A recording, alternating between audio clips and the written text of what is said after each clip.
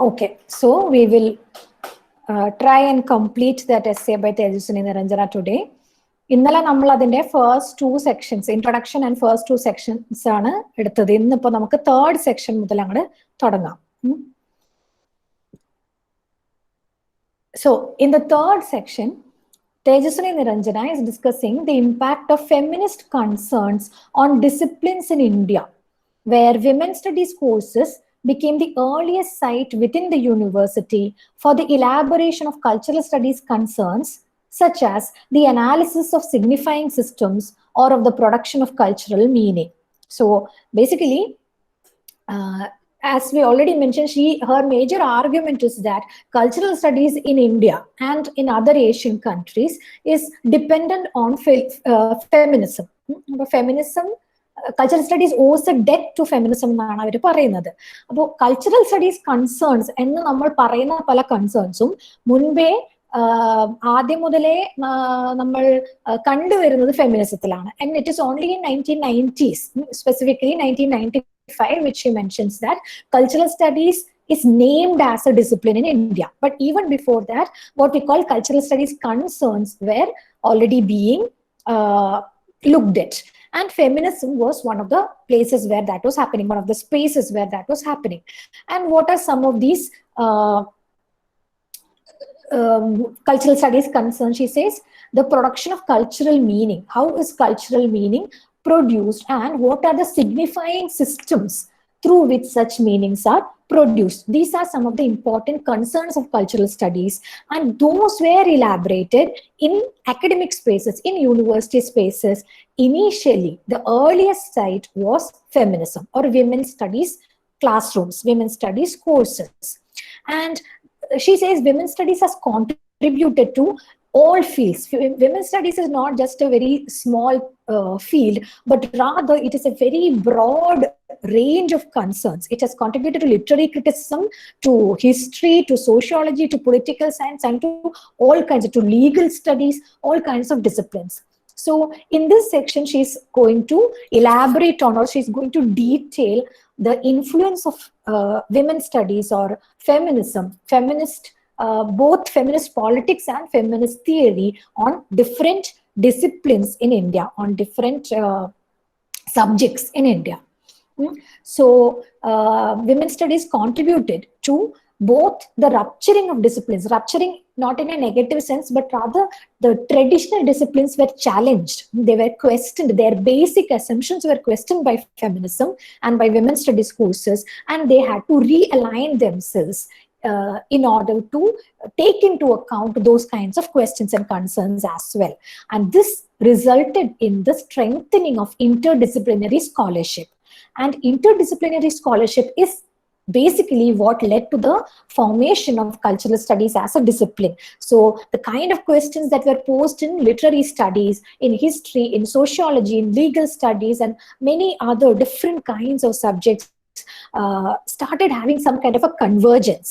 And when this convergence developed into a much more substantial space, substantial interdisciplinary space was created, and that is what resulted in the formation of cultural studies.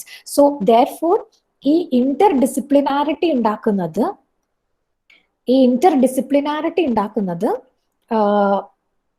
feminism ആണ്. Feminism is what shakes up all these traditional disciplines and pushes them towards interdisciplinarity, and that process is what leads towards the formation of cultural studies.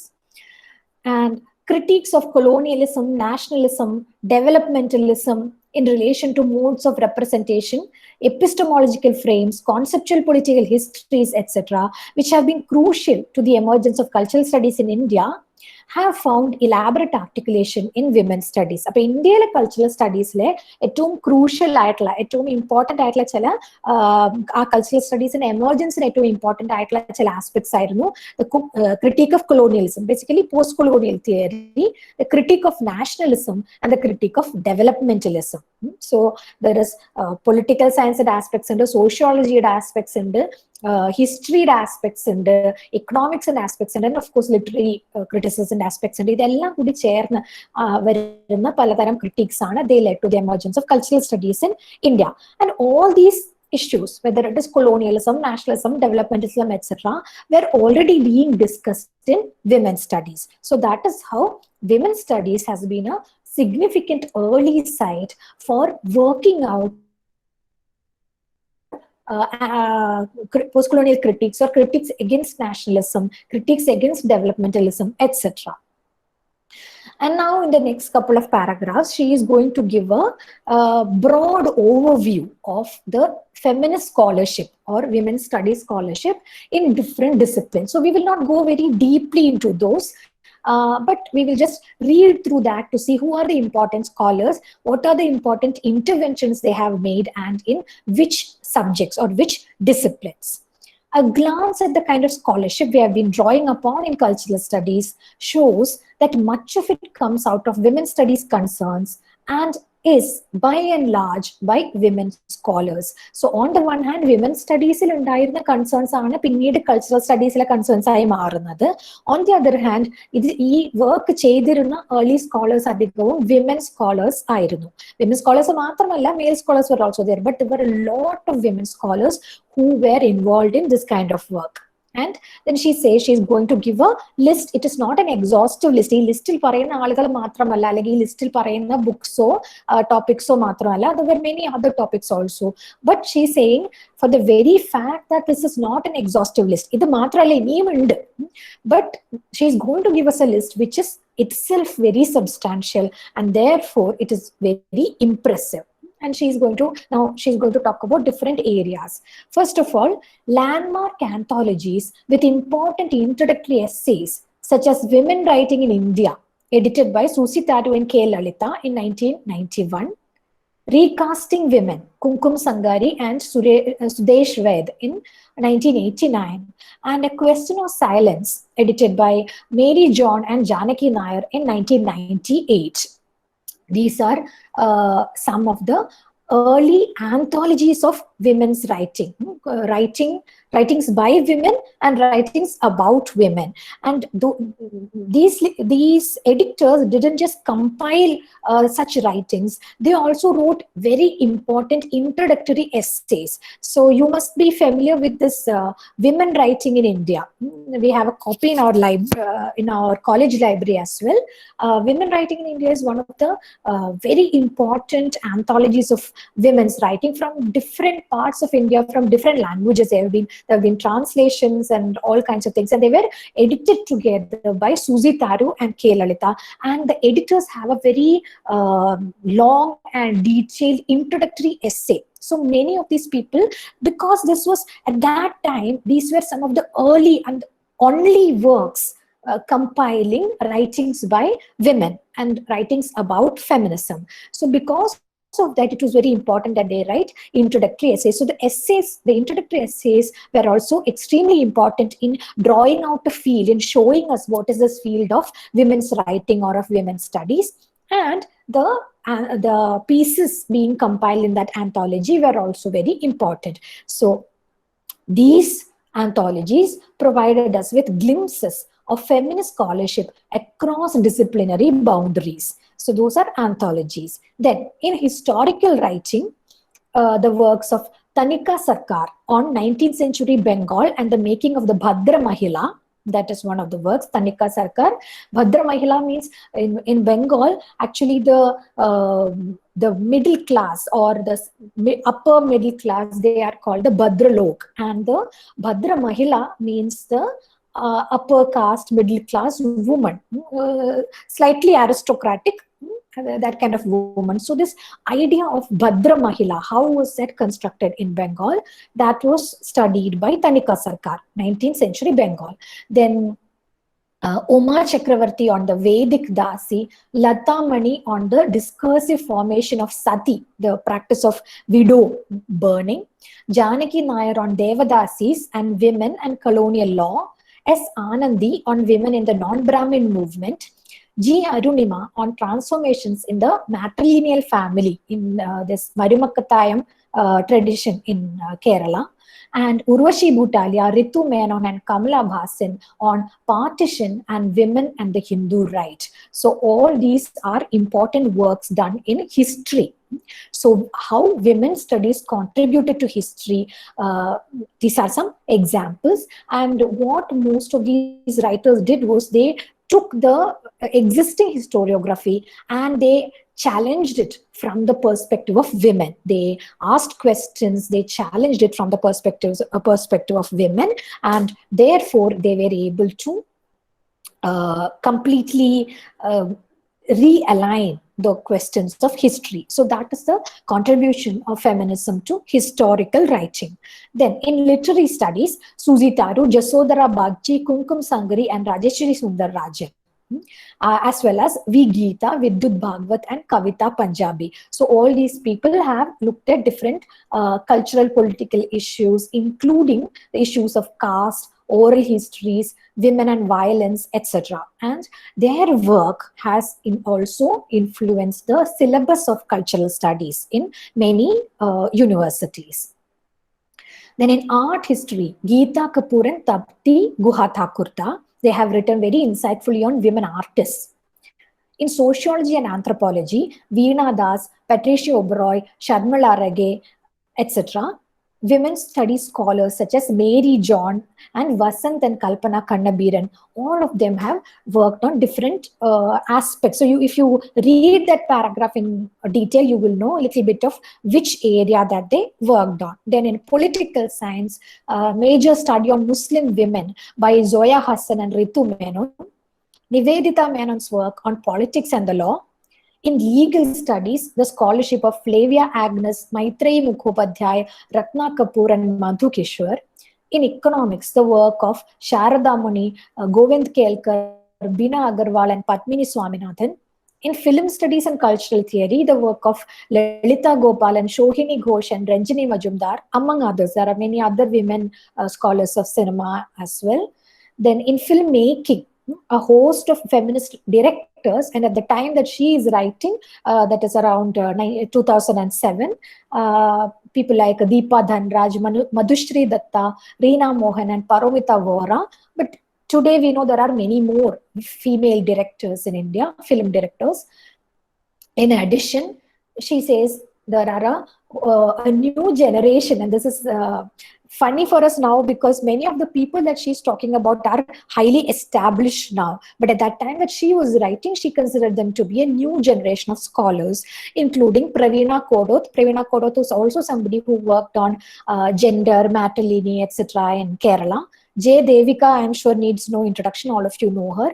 Rekha Pappu, K. Srilata, Uma Maheshwari, P. Sunita, Vasudha, Deepta Achar, Jayashri Kalatil, Sharmila Srikumar, and Anupama Roy. So many of these are also second generation or a new generation of feminist scholars, and all of them have contributed or are still contributing a lot to our understanding of different disciplines. So these two paragraphs were about the contributions of feminism and feminist scholars, and especially women scholars, to different disciplines: history, political science, economics, legal studies, etc., art history, film studies, etc. Then she says, even though this is a partial list, it is very, very substantial. Already we have a list and we have not even gone into detail about any of those. If you're interested, you can look at each of them in detail. Just Google and find out what each of these people did, find their important works and all that if you're interested. But even without doing all that, we can see it is a long list, and we can see how serious was the engagement that feminist scholars had with all these disciplines. And she says that the names of these people are cited not just because they are academics who happen to be women, just because they are women and they are academics in Allah, but because they are involved in developing feminist perspectives on contemporary and historical issues. On all these historical issues, they were able to bring in a feminist perspective which did not exist prior to that. So they were pioneering scholars in that sense. And now she is talking about pedagogy. She's talking about the difference between teaching cultural studies in a feminism classroom and teaching gender in a cultural studies classroom. And she is talking from her own experience in the 1990s, early 1990s, when she was teaching a course on women's studies. For humanities and social science students. And she says, the teaching was done in a stimulating atmosphere at a politically volatile time.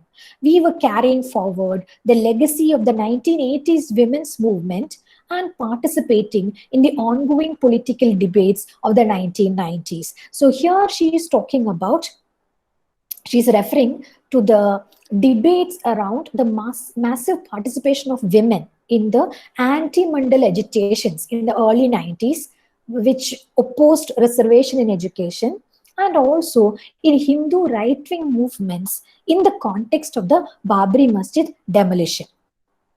So until then, in the 1980s, feminism thought of itself as a simple field. Feminists thought that, okay, we are progressive. We are speaking for the cause of women. We are speaking for the rights of women. And we are the progressive ones. And we are, there was a kind of assumption that when you talk in favor of women, when you talk for the rights of women, you will be automatically progressive. And whoever is opposing you will be in the wrong. They will be probably traditional, conventional people, patriarchal people, etc. And you are always in a progressive position. But in the 1990s, this assumption was completely broken because, first of all, the anti-reservation movement came, and a lot of women, young, middle class, upper caste women, participated in that anti-Mandal agitations, anti-reservation movements, and said that we don't want any reservation based on caste. We want merit, etc. Now, this was a problem for feminists because feminists would think that the issues faced by women and the issues faced by Dalits in society or other lower caste people in society should be comparable.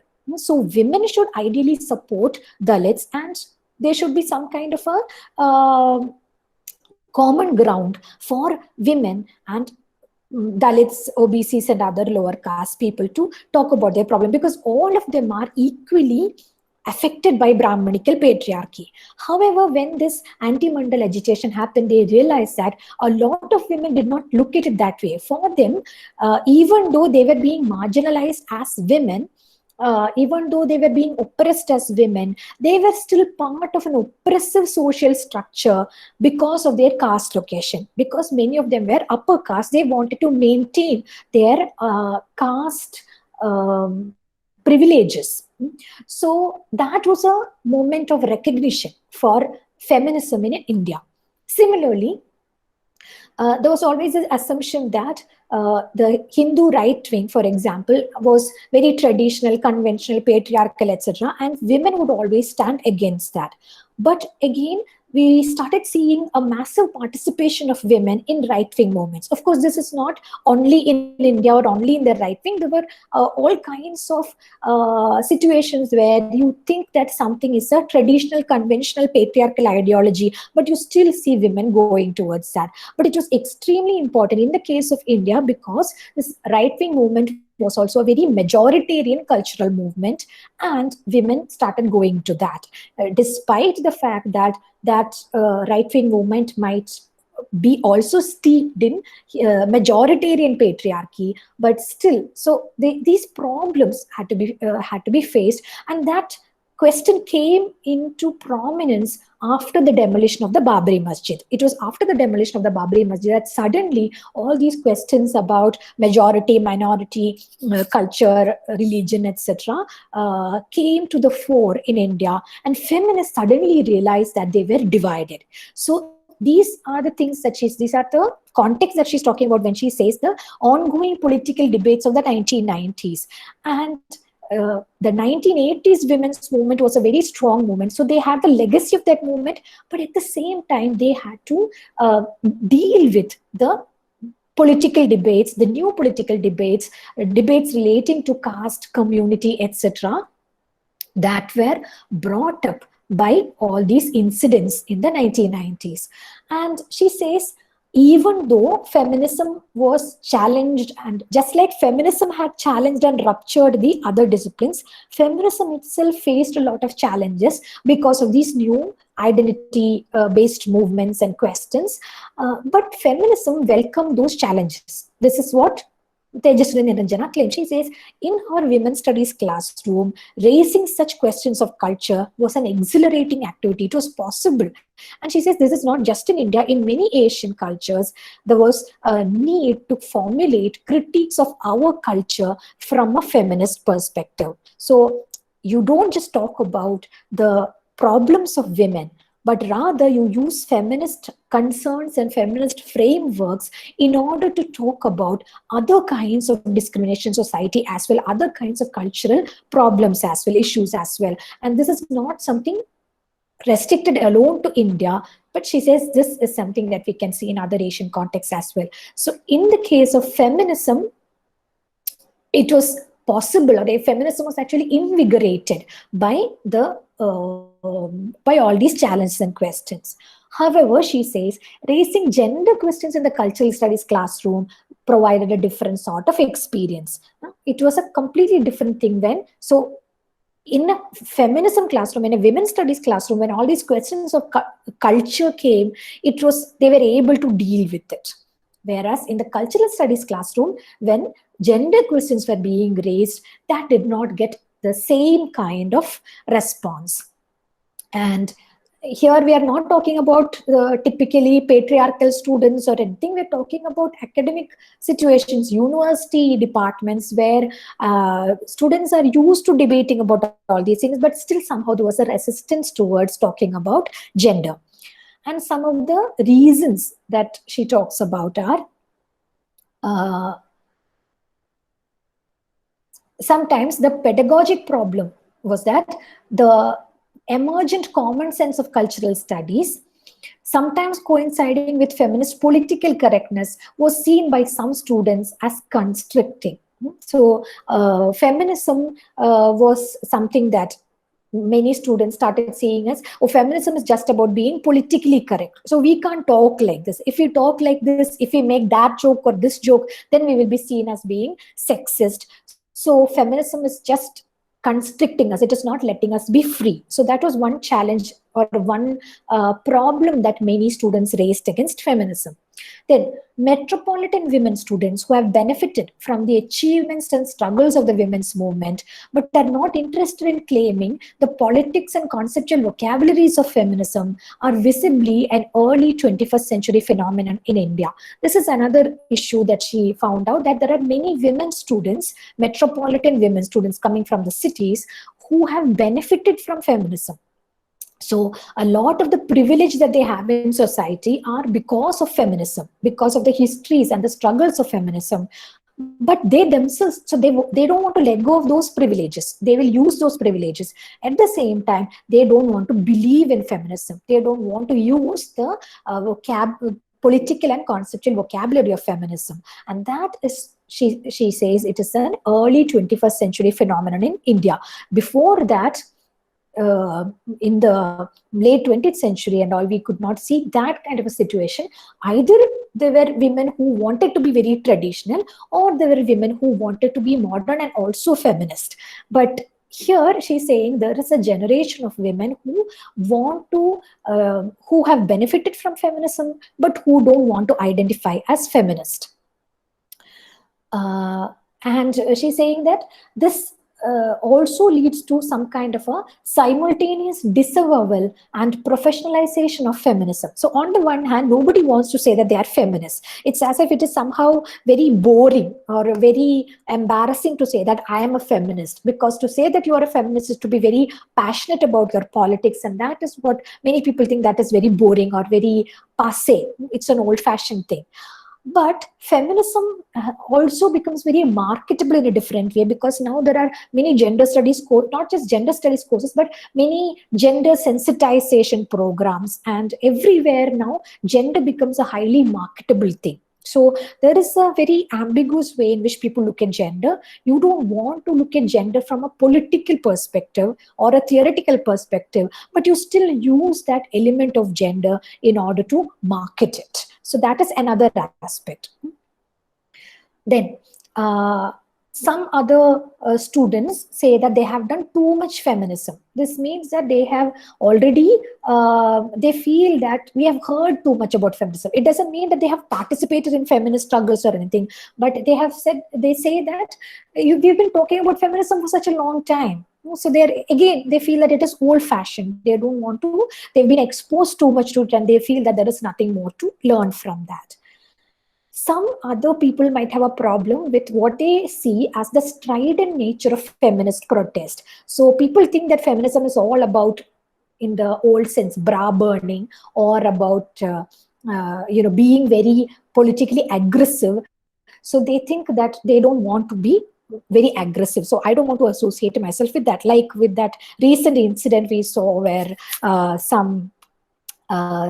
very famous dubbing artist and some other people went and beat up a man who said very disgusting things about them on social media. We know about it. We know, if you've been following the discussions on social media, etc., you know that this is a highly polarizing subject, where a lot of people felt that yes, that was good, they should have done that, that man deserved what he got, etc. But a lot of people also felt that, oh no, if this is feminism, I don't want to be like that. What are we doing? We are being violent, and are we promoting all this violence and all that? So feminism, feminist politics, the aggressive aspect of feminist politics has always polarized people, and many students want to dissociate from that, and they don't want to associate as themselves with feminism, because they think this is feminism and I don't want to be associated with that.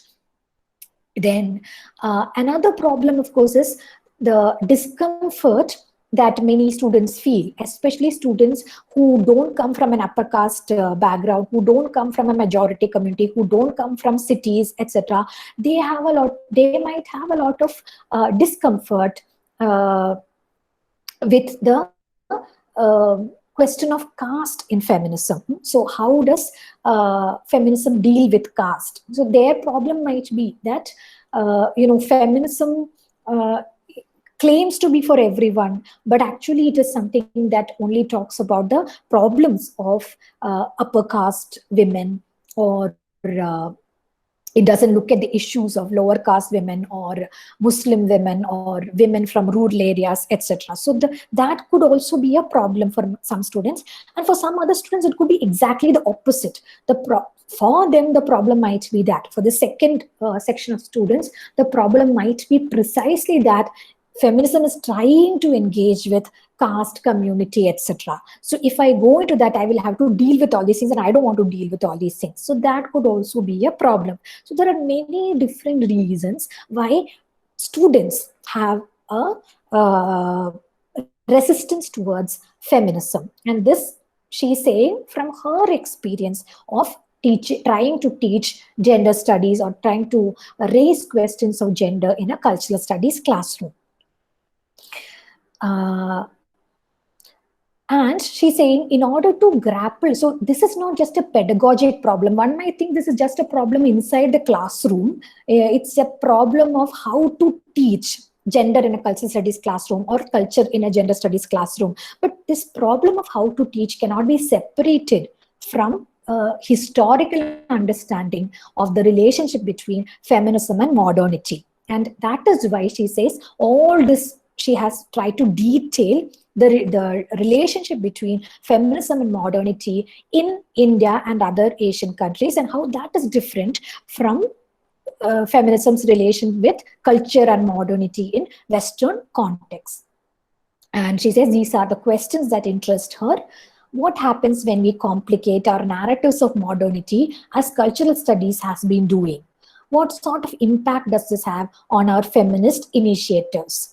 What historiographical problems in relation to claiming the past are we likely to encounter? So these are some of the questions that she poses. She's not saying that she has a proper full answer right now, but these are the important questions that we should reflect on if we are to make sense of the fraught relations between feminism and cultural studies in India and in Asia. So that is the third section. And in the fourth section, she will kind of sum up the ideas that she's saying, and she'll talk about what are the possibilities, where can we now take this forward. So before that, are there any doubts or questions? ഇത്രയും പറഞ്ഞത് clear ആയോ?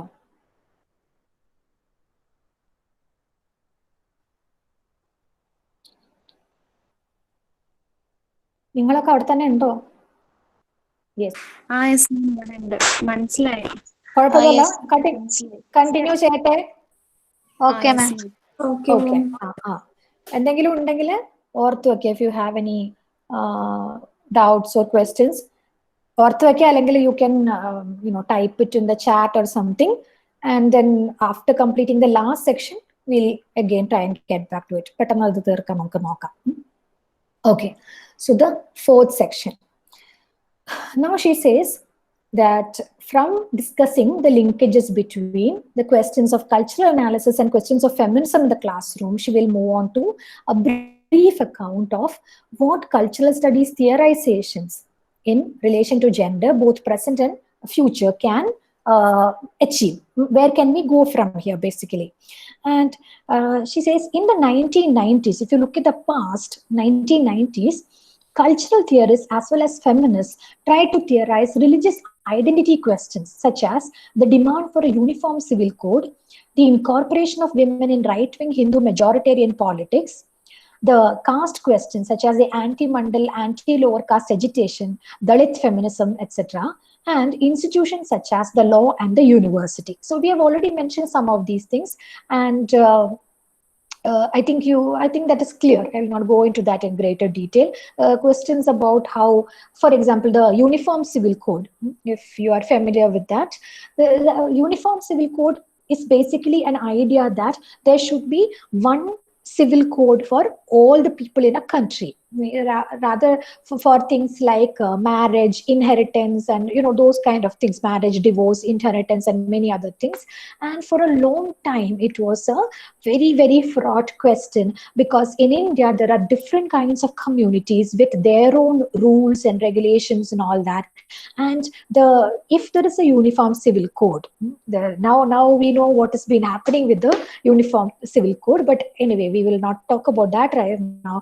But the reservation against, or the problem that many people raised with the uniform civil code was that how do we create this uniform civil code? Whose values will determine this uniform civil code? And obviously it will be the majoritarian values, and the minority communities in any country, in any context, will always be at a disadvantage if in a plural society, if in a pluralistic society we try to bring a uniform civil code, it will tend to end up being from the majority's perspective. This is again even now, it is not a question that has been satisfactorily answered. Debates are going on about this, but these kind of questions have engaged feminists as well as cultural theorists. Then, of course, the anti-Mandal, anti-lower caste agitations we already mentioned, and Dalit feminism. Now, this question, when Dalit feminism comes up, this question is about, just like with Black feminism, there is always this question of, then are there any experiences that all women share?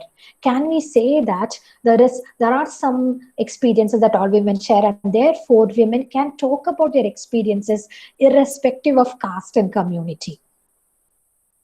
Or is it that women who are from a particular social location will not be able to understand the problems of women from a completely different social location? Again, these are fraught questions that are still being debated. So these kind of questions came up, and these were the questions that feminists and cultural theorists had tried to grapple with in the 1990s.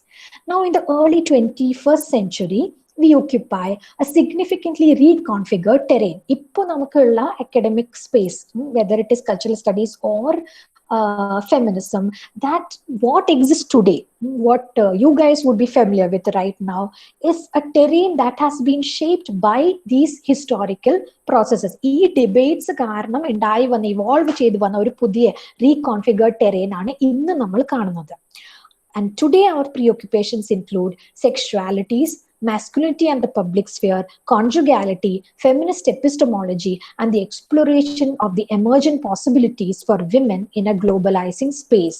Again, she is talking about this in 2007, and we can see that by 2020, some of these concerns remain, but again, there have been even more reconfigurations, especially with the coming of digital culture and many other things. Now we can say that, so for example, if you remember, after the hashtag Me Too movement, there was something happened in India which is called the list. A girl named Raya Sarkar came up with a list which she put up on Facebook and other social media platforms, in which she what she does is people could anonymously send her, women could anonymously send her the names and details of people who had harassed them.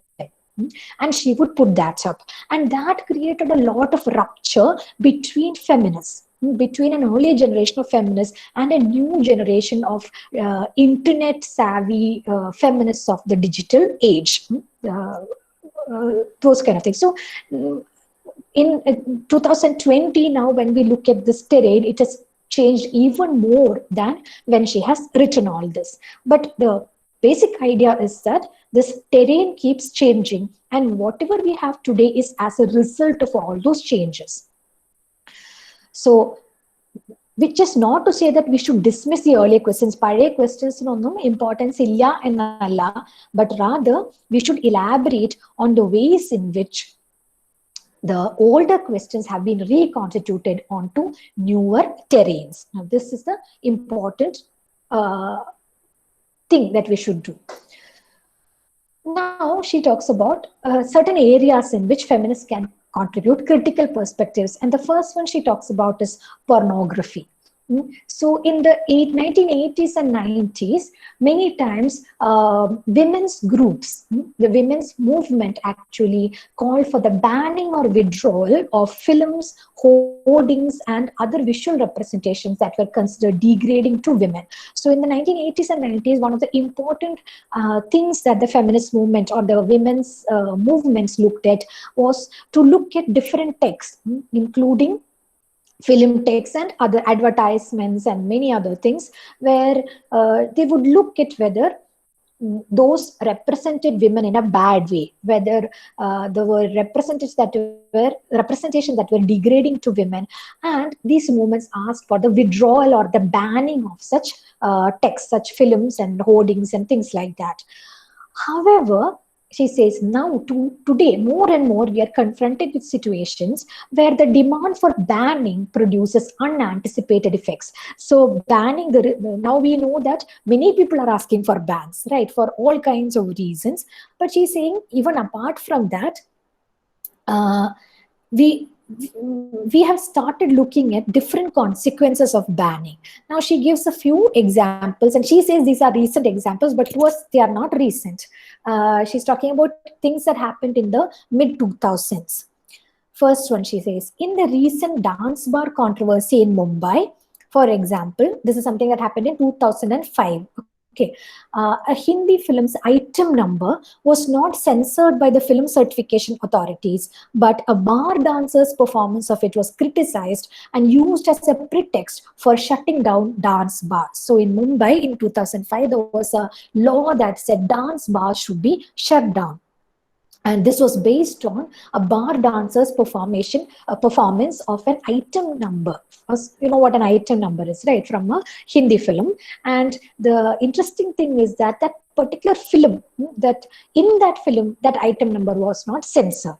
But when a bar dancer performed it, then that was censored. It was seen as a very big moral problem by the city authorities, and they used it as a pretext to shut down all the dance bars in Mumbai. Now, this shutting down of dance bars became a dividing point for feminists. They were divided over support to the bar dancers with issues of morality contending with those of labor. So one set of feminists said these kind of dance bars are actually very patriarchal, and they are degrading to women. Women should not have to go there and display their bodies for the enjoyment of men, etc. On the other hand, many feminists said, but these women who dance in dance bars, they are actually doing a certain kind of labor. They are working there, they are earning money there, and they are only dancing. They are not prostitutes or anything, they are not sex workers, they are just dancing.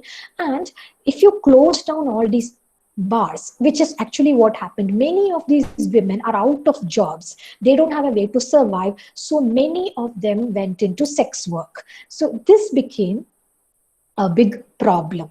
So that was one incident that she's talking about, the banning or the shutting down of dance bars in Mumbai, and how that divided feminists. The older perspective was just to say that dance bars are degrading and they should not be allowed to operate. But a newer perspective was to say, many other feminists started saying that these dancers are engaging in a particular kind of work, even though it might be visually pleasurable to men, but still they are doing that and they are earning money from that. It is like a particular kind of job that they're doing. They should have some kind of job security. And if you suddenly shut down all these dance bars, then I think some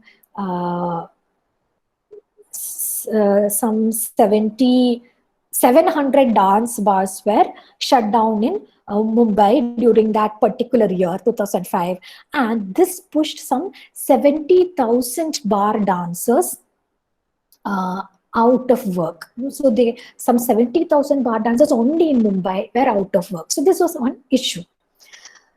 Second, she's talking about a Tamil film called New. Many of us may not have heard about this film. It was a 2004 film, Tamil fantasy comedy film, which was about a young boy, small boy, suddenly, due to some kind of science fiction kind of or fantasy kind of aspects, this young boy is suddenly transplanted into the body of an adult man. And it's a strange film, and I've not watched it, but you can read about it in Wikipedia or generally online. Has anybody watched this film? ഈ cinema കണ്ടവർ ആരെങ്കിലും ഉണ്ടോ? New എന്ന് പറഞ്ഞിട്ടൊരു Tamil film. No, ma'am. Okay. So anyway, ഞാൻ കണ്ടവരാരെങ്കിലും ഉണ്ടെങ്കിൽ അതിനെപ്പറ്റി ചോദിക്കാമെന്ന്, but that's okay. So basically this is the story. And that film was censored. There was a lot of protests and controversies against that film because there were apparently a lot of sex scenes in it.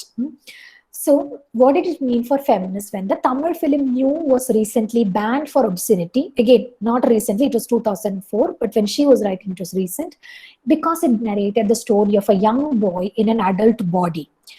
Another issue was the MMS scandal. This was again, there was this, nowadays we are familiar with many such scandals, but in 2004, some students of Delhi Public School in Delhi started circulating an MMS, like SMS. We have MMS where you can send images and things. This was before WhatsApp and other instant messaging. Many such services started. So at that time, and there was an MMS of a boy having a certain kind of sexually intimate relation with his girl, and that small clip of that was being circulated, and this became a huge scandal. And this resulted in new discussions, because until then those discussions did not exist. Now we are very familiar with such discussions, and the question is about control over technology. So suddenly there was a lot of the rules that exist today, the laws that exist today forbidding mobile phones from being used in schools and colleges started from that time, because this was such a shocking incident for the nation at that time in 2004, this MMS scandal. And so that led to more and more control. So people started saying that state should have control over these kind of new technologies. And that also led to many discussions, because on the one hand, control is good because it will stop such things from happening. But on the other hand, more control by the state will mean that all of us are under surveillance even more and more. And the state can then use that surveillance for all kinds of reasons. Like today, they may be surveilling you saying that they are protecting you, but tomorrow they will be calling you terrorist or a Maoist or something else, and using some message that you sent to your friend or some other small thing that you have done. Maybe you have Googled a particular book, you have looked at you downloaded a particular book or an essay just out of some academic curiosity, but that might then lead you to be targeted in a different way. So surveillance, when we ask for surveillance, saying it is for protection, what are the unintended consequences of such surveillances? These are the different kind of questions that feminists have had to deal with, feminists and cultural theorists have had to deal with in the early 21st century. So these are some of the questions. What is the work of censorship? How are women and feminists implicated in this work? On whose behalf do we speak? How are questions of culture and of modernity being articulated in these censorship debates? And these are so I hope this is clear from this particular paragraph, and you can look at each of those instances in greater detail. And I think today we will have more such examples. So you can think about what are the examples today that we can think about. Like these examples she's talking about are a little older, but what are the ways in which feminists and cultural theorists would have to deal with this question of whether should we call for censorship, or should we call for intervention from the government in order to protect women and other vulnerable categories, children, women, and other vulnerable categories. And if we do that, then what are the unintended consequences of such overarching modes of surveillance? And she says, again, she's not answering, she's not giving us some kind of a final answer. She's raising these questions so that we can think along with them, because there is no satisfactory answer, there is no simplistic answer to all this. She says, today what we need is more ethnographic work to enlarge our sense of female lives, focusing, for example, on the relationship between women and popular culture, or on the changing institutions of family and marriage. So we need new kinds of studies being done now, maybe ethnographic work. So now the problem, she says, is that in literary studies, even though it has changed a lot, there is still a prevalence of what she calls images of women criticism. What is this images of women? We look at a particular literary text, and then we say, how are women portrayed in this text? If they are portrayed in a positive way, we say, okay, that is a good text, it is a feminist text, it is nice and all that. If they are portrayed in a negative way, we say, oh no, this is a patriarchal text, or there is a problem in this text. And that is it. We tend to stop there. We don't think about anything further. How do these images come about? Why are these images being deployed? What are the other consequences apart from patriarchy or the lack of it? What are the other consequences in depicting women in a particular way, whether it is positive or whether it is negative?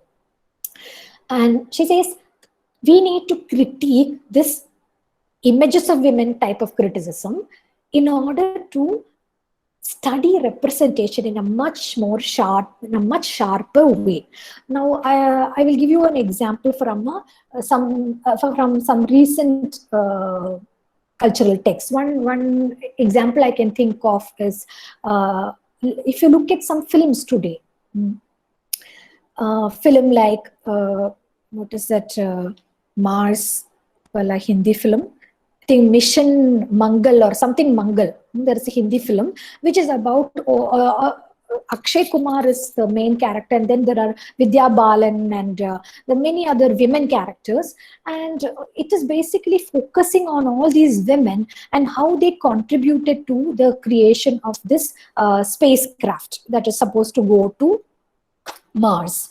So it is in one sense, it is a film which is about women empowerment.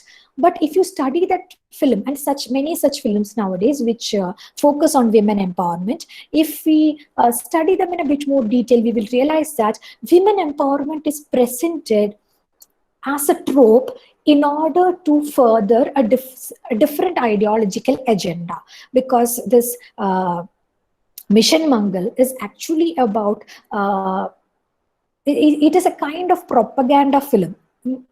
This is one interpretation. Of course, you can disagree with that, but if you look at it, you will see that at the end of that film, there is actually a clip of the Prime Minister speaking about this. Is a long clip of that, and that is a very emotionally high moment at the film where they have finally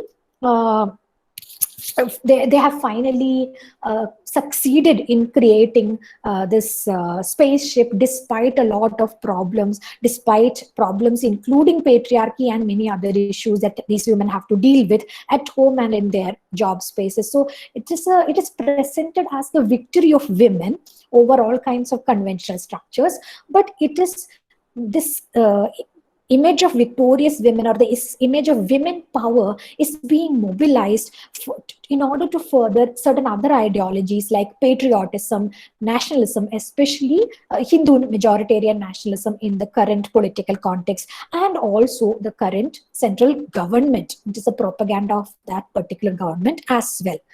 Now, I'm not saying that it is good or bad just because it is a propaganda for a particular political purpose. But the point is that we should be able to understand that it is also a propaganda. So something can be about women empowerment. In that sense, it could be a positive representation of women, but it could also have other ideological intentions and even some unintended ideological consequences. So this is just an example that I'm giving you. I'm sure you can think of many other examples where women's images are being deployed on the side of the left, on the side of the right, on many other kinds of ideological contexts. So this is what she's saying. On the one hand, we need ethnographic work dealing with the relationship between women and popular culture. On the other hand, we need to critique this prevalence of a particular type of literary criticism, which she calls the images of women criticism, in order to sharpen our focus on issues of representation. Stronger feminist research questions have to be raised in visual cultural studies, film studies, and many other aspects. And she's saying for all this, the way forward to do it is by focusing on Asian examples in order to enlarge our frame of reference, in order to enrich our conceptual and theoretical resources. We should focus on Asian examples. If we only look at feminism as it is in the West and then try to appropriate that and then try to use it in an Indian context, to apply the theories and vocabularies of Western feminism in Indian context, we may not be able to do that. And if we look only at Indian examples, again, we may find ourselves without enough points of reference. So an acceptable solution, she says, is to look at an inter-Asia level. So you look at cultural studies across Asian countries, you look at feminism across Asian countries, you try to bring in examples from other Asian countries, you compare the Indian context with other Asian contexts, because we have had this similar kinds of histories as opposed to many Western countries. And this will help us to develop newer and richer theoretical resources and conceptual resources to take both feminism and cultural studies forward. And so she sums up the paper by saying that her intention in this paper has not been to say that all work in cultural studies is inspired solely by feminism. And also, cultural study, the field of culture is not just about women. There are so many other aspects to it, but rather she's interested in tracing the history of cultural studies, even if it is a short history in India. The history of cultural studies as an emergent critical arena in the non-West shows us the extent of the cultural studies debt to feminist scholarship and activism. In such a way, it is not just that everything is about women or everything is by women scholars, but what feminism has given, or what is the legacy that feminism has bequeathed to cultural studies. It is the way of asking a question which comes from feminism. How do you frame questions? How do you hold scholarship to account? How do you challenge existing scholarship? By reminding us of why we do what we do. That is what feminism has been doing so far, and that is what cultural studies has been doing. That is the debt that cultural studies owes to feminism. A way of asking questions, of challenging existing knowledge, of holding scholarship to account, of asking the scholars, why are you doing this? Are you doing it for yourself? Are you doing it to get some API or to get your, go ahead in your career? Or are you doing it for the society? Why do we do what we do? This kind of demanding accountability from scholars, from academics, is something that feminism is one of the early domains in which that happened, and cultural studies is now doing exactly that. And this is a debt that cultural studies owes to feminism. In short, the cultural studies debt to feminism is to a history of passionate and engaged feminist scholarship. That is the essay. Now, I'll stop recording for the moment.